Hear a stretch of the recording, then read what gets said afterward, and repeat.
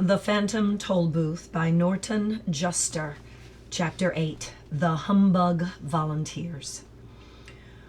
"Couldn't eat another thing," puffed the Duke, clutching his stomach. "Oh my, oh dear," agreed the minister, breathing from great difficulty. Mumbled the Earl, desperately trying to swallow another mouthful. "Thoroughly stuffed," sighed the Count, losing his belt. "Full up," grunted the under-secretary, reaching for the last cake. As everyone finished, the only sounds to be heard were the creaking of chairs, the pushing of plates, the licking of spoons, and, of course, a few words from the humbug. "A delightful repast, delicately prepared and elegantly served," he announced to no one in particular. "A feast of rare banquet. My compliments to the chef, by all means. My compliments to the chef." Then, with a most distressed look on his face, he turned to Milo and gasped, "Would you kindly fetch me a glass of water? I seem to have a touch of indigestion." "Perhaps you've eaten too much too quickly," Milo remarked sympathetically. "Too much too quickly, too much too quickly," wheezed the uncomfortable bug between gulps. "To be sure, too much too quickly. I most certainly should have eaten too much too slowly, or too much too slowly, or too little too quickly, or taken all day to eat nothing, or eaten everything in no time at all, or occasionally eaten something anytime, or perhaps I should have—" and he toppled back, exhausted, into his chair, and continued to mumble indistinctly. "Attention! Let me have your attention!" insisted the king, leaping to his feet and pounding the table.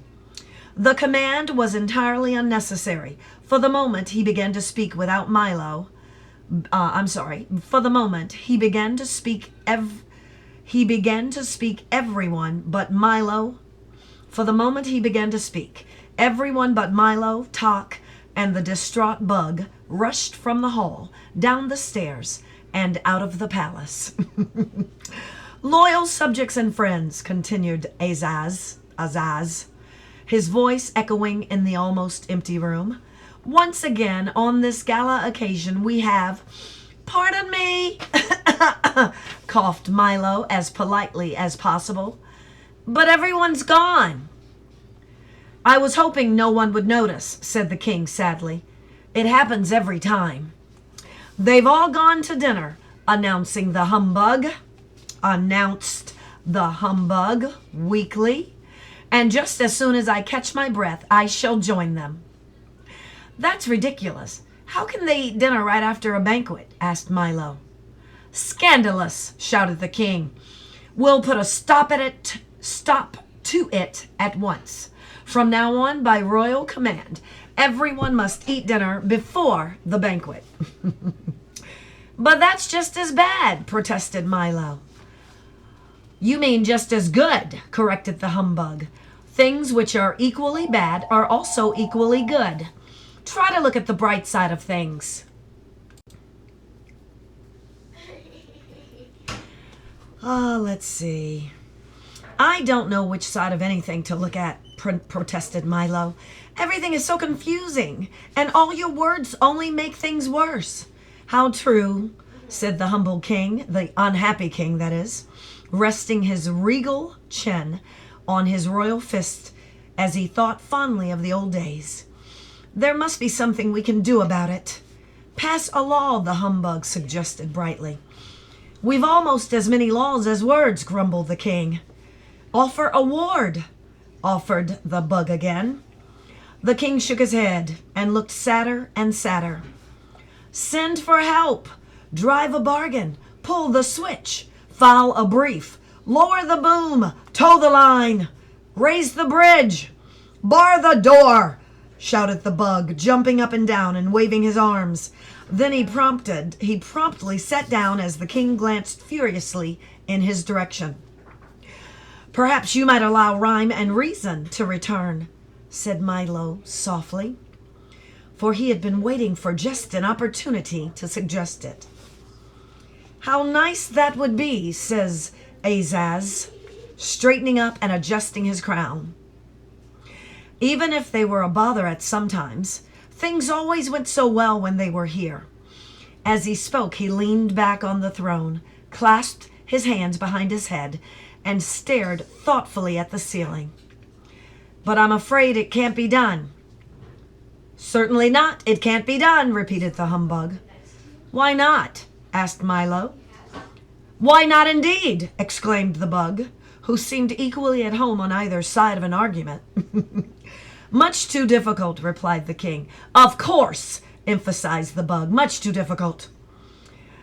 You could if you really wanted to, insisted Milo. By all means, if you really wanted to, you could, the humbug agreed. How? Asked Azaz, glaring at the bug. How? Inquired Milo, looking the same way. A simple test, began the humbug. A simple test.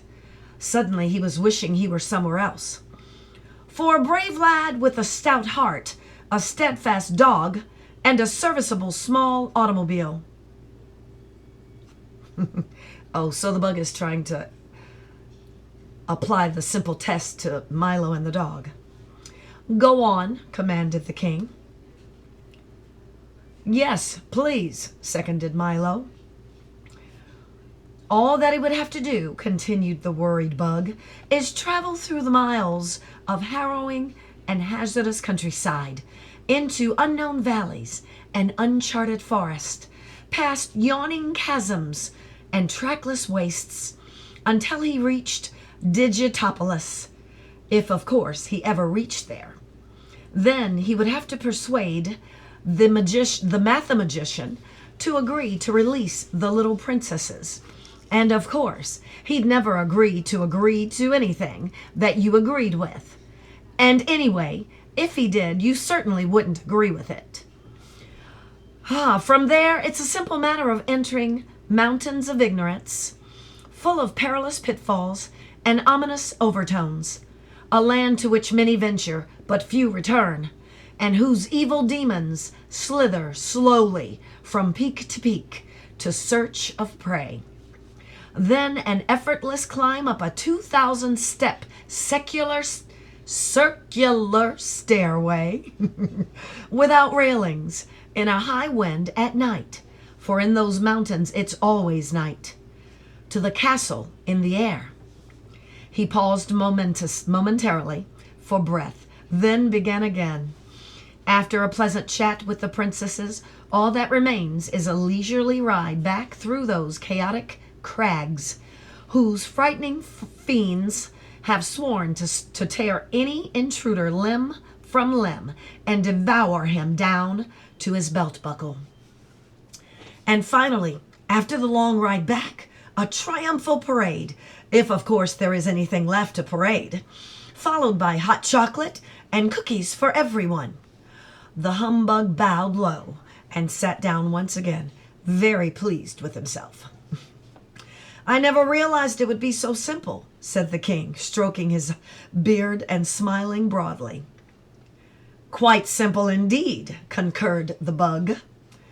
It sounds dangerous to me, said Milo. Most dangerous, mumbled the humbug, still trying to be agreeable with everyone. Who will make the journey? Asked Tock. He who had been listening very carefully to the humbug's description. A very good question, replied the king, but there is one far more serious problem. What is it? Asked Milo, who was rather unhappy at the turn the conversation had taken. I'm afraid I can tell you that only when you return. I'm afraid I can tell you that only when you return, cried the king, clapping his hands 3 times. As he quickly cleared away the dishes.